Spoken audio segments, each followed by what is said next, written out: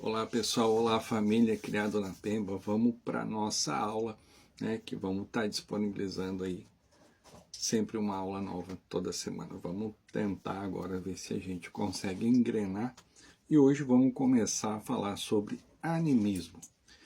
Animismo é um tema importante e por vezes delicado dentro do universo mediúnico, porque sempre tem aquela situação que dizem que a entidade, num processo de incorporação, ela utiliza 50% do que cabe ao médium. E como isso ocorre? Através de um processo de animismo, certo? E esse processo de animismo, se ele for demais, a coisa perde o controle. Existe um equilíbrio que deve ser, né, visto pelo dirigente da casa para que possa, né, exercitar essa situação que ocorre. Nas religiões de matriz africana, ele aparece como parte natural do desenvolvimento espiritual, mas precisa ser compreendido para que não prejudique a qualidade dos trabalhos.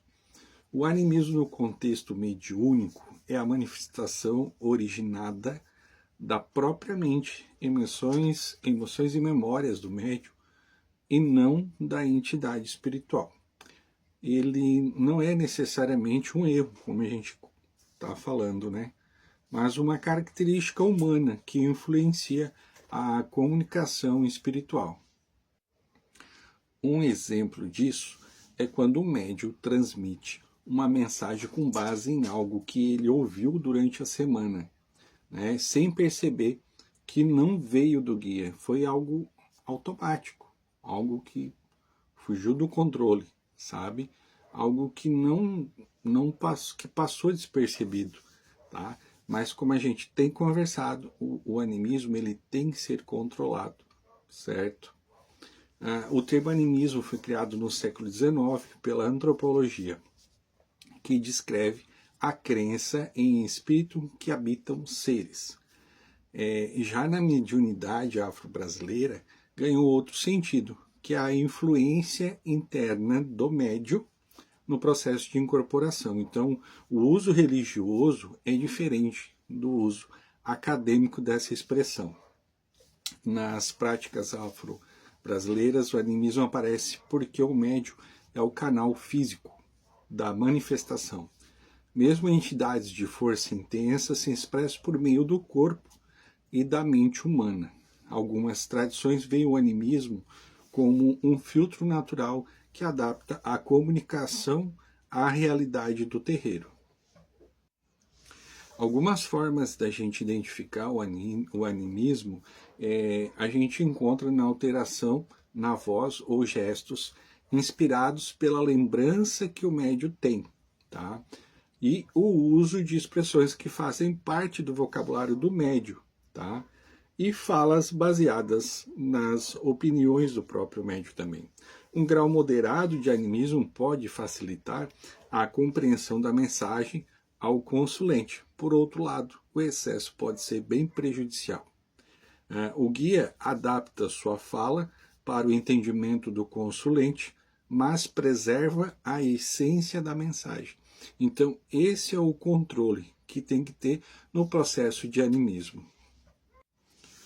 Todos acham que o processo de animismo ele só serve como erro do médium, utilizam isso para massacrar a pessoa, tá? Mas realmente o animismo ele faz parte do processo mediúnico, sabe?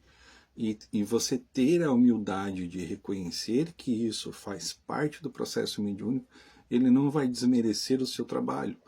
Ao contrário disso, você, em vez de se sentir criticado, você vai começar a aprender a trabalhar com esse animismo juntamente com a sua entidade.